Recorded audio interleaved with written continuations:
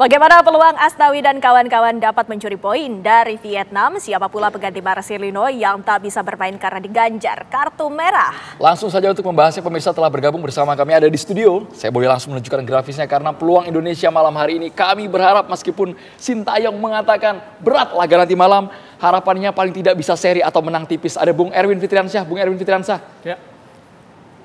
Dan juga ada Bung Markus Horizon yang bergabung melalui Zoom. Bung Erwin, kita langsung menunjukkan ini merupakan line up dari Indonesia maupun Vietnam.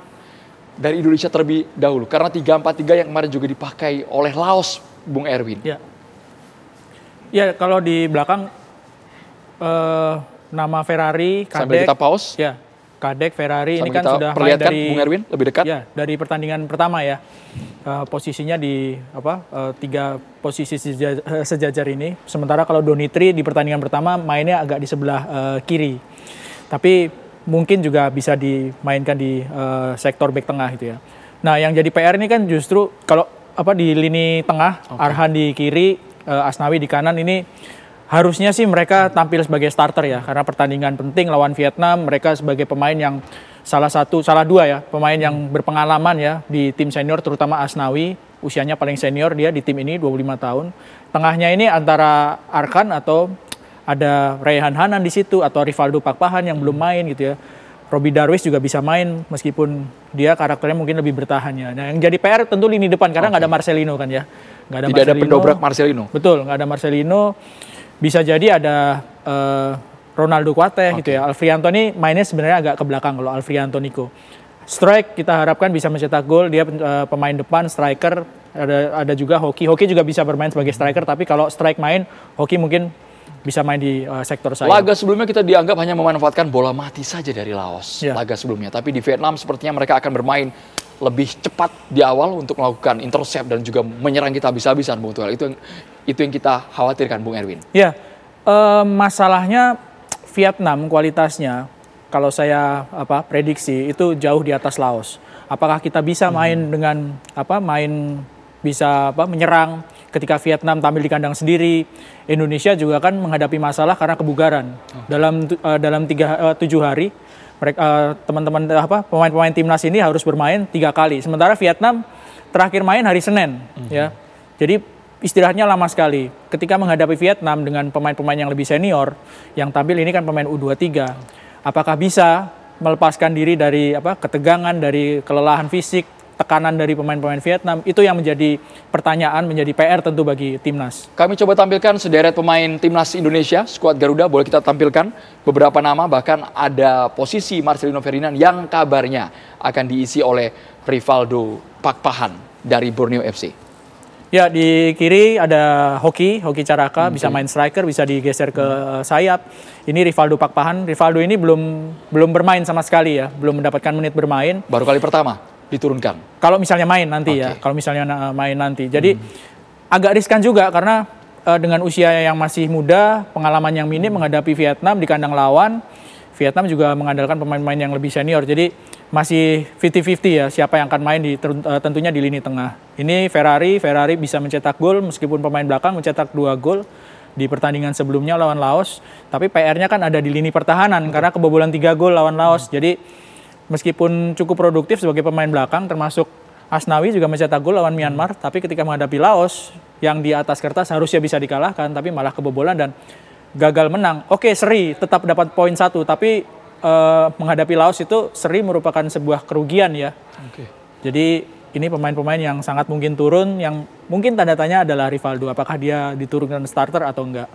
Dan yang kami khawatirkan dari pelatih Vietnam, Kim Sang-sik akan menurunkan kekuatan penuhnya, pemain-pemain senior, kemudian mereka yang sudah berpengalaman di luar negeri, bahkan ada pemain naturalisasi yang bermain di V-League, kalau tidak salah, di klub di Brazil, juga akan diturunkan malam hari. Kita coba tampilkan wajah-wajahnya dari pemain Vietnam.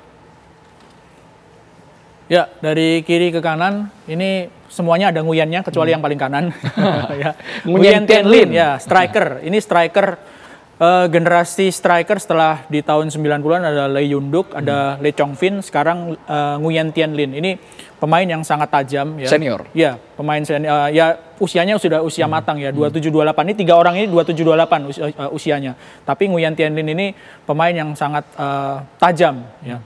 Paling banyak golnya sekarang di skuad yang ada sekarang. Van Toan ini juga pemain gelandang sayap. Ini Van Toan ini juga pemain yang bagus. Waktu juniornya ini dia main di Hoang An Gian Lai di Vietnam. Dia posisinya penyerang sayap. Dia caps-nya terbanyak kedua. Jadi 65 caps-nya bersama tim Vietnam. Yang paling banyak adalah Nguyen Quang Hai. Ini pemain yang menurut saya harus sangat diwaspadai di lini tengah. Dia playmaker-nya ya, dia playmaker Vietnam. Dia kapten keduanya. Caps-nya 66, beda satu saja sama Van Toan. Tapi ini pemain yang sangat menjadi andalan ya. Di era Park Hang-seo juga ini pemain yang sangat diandalkan. Pemain tengah, dia distributor bola, cetak gol juga jago. Kita geser ke Hwan Son. Ini Rafael Nielsen kalau nggak salah namanya. Alias ya. Ini dikasih nama Vietnam. Hwan Son nggak pakai Nguyen. Ini bedanya sama pemain. Ini ya, Bung ya. Ya, bedanya sama pemain Indonesia yang naturalisasi, ini dikasih nama Vietnam. Dia naturalisasi Vietnam karena sudah 5 tahun bermain di Liga Vietnam dan belum pernah bermain bersama tim nasional. Jadi di pertandingan pertama lawan Laos ketika menang 4-1, dia belum main. Jadi ini kesempatan mungkin ya bagi Hwan Son posisi penyerang. Ya, posisi penyerang. Ini semuanya pemain penyerang ya. Ini pemain-pemain yang harus diwaspadai oleh Indonesia. Tapi kita juga akan libatkan Bung Markus Horizon, Windy. Ya, kita sepertinya harus menghadapi Vietnam yang akan all out dengan menurunkan pemain-pemain seniornya. Bung Markus, ini kita melihat bahwa pertandingan selanjutnya melawan Vietnam ini akan digelar di kandang Vietnam. Apakah ini menjadi suatu pengaruh bagi pemain dari timnas dan juga skuad Garuda? Bung Markus. Ya, yang pertama timnas Indonesia sudah beberapa kali ya main di Vietnam ya.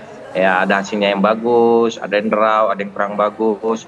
Nah, pada pertandingan hari ini melawan Vietnam mungkin tentu berbeda ya.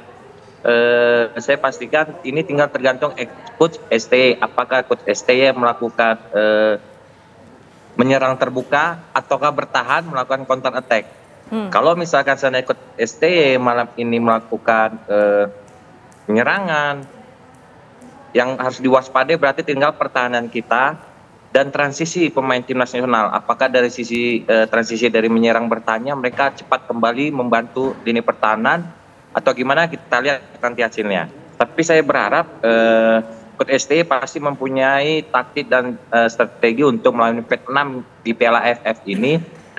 Saya pikir Coach STY sudah tahu ini ada taktik yang jitu buat bisa ngalahin Vietnam malam ini. Pelatih dari Vietnam, Kim Sang-sik dan juga Coach STY ini kita sama-sama mengetahui bahwa mereka pernah bermain di klub yang sama. Apakah ini menjadi pembuktian bagi keduanya untuk adu strategi, Bung Markus? Ya, emang sih pasti ya kalau adu strategi itu apalagi lagi sama-sama dari Korea pasti ada ya. Namun tinggal pemain kita apakah taktik strategi yang diterapkan oleh STY apakah maksimalkan sama para pemain-pemain kita. Itu yang kita khawatirkan. Jikalau nanti Coach STY melakukan taktik, strategi, nah akhirnya para pemain timnas ini takutnya kurang fokus. Karena itu tadi kata Bang Irwin tadi benar. Vietnam diuntungkan melalui istirahatnya ya. Sedangkan tim Indonesia habis lawan Laos, mereka langsung berangkat ke Vietnam. Ini juga sangat-sangat berpengaruh ini Mbak, masalah istirahat ini. Makanya saya khawatir kalau ini main nanti para pemain timnas pemain kebuka mainnya, yang saya khawatirkan nanti counter attack dari para pemain Vietnam ini yang sangat berbahaya. Apalagi transisi kita kalau misalkan telat membantu lini pertahanan, wah dibuat para pemain Vietnam ini pada lumayan bagus juga ya penyerang-penyerangnya Mbak.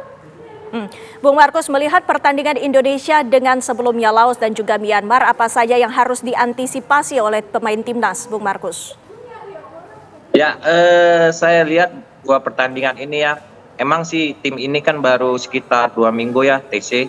training camp mereka, saya bilang pasti untuk kerjasama tim itu masih ada belum kompak. Makanya mudah-mudahan pada pertandingan Vietnam ini kerjasama tim itu yang paling hal utama, Mbak, melalui komunikasinya, kekompakannya.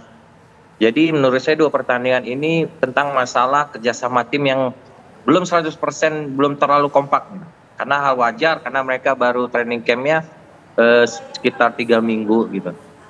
Sebagai mantan kiper mungkin Anda juga bisa menilai bagaimana posisi lini belakang Indonesia dan juga posisi tengah Indonesia? Ya, kalau kiper ini ya, kalau saya sebagai penjaga gawang juga kita tergantung pelatih ya. Siapapun yang dimainkan, walaupun kemarin pertandingan pertama si A, pertandingan kedua si B, ini pertandingan ketiga si C, kita nggak tahu. Ini tergantung situasi, kondisi dalam latihan, dan ini semua tinggal pelatih kipernya, Mbak. Siapa yang menentukan untuk lawan Vietnam ini untuk diturunkan. Baik, Bung Markus, nanti kita juga lanjutkan kembali dialog kami bersama Bung Erwin.